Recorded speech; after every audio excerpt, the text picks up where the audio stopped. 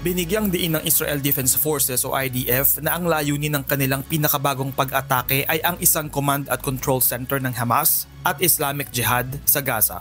Sa isang hiwalay na pag-atake, 19 nasawi sa Jabalia na matatagpuan sa hilagang bahagi ng Gaza. Wala pang inilalabas na pahayag ang militar ng Israel kung ano ang kanilang naging target sa pagkakataong ito.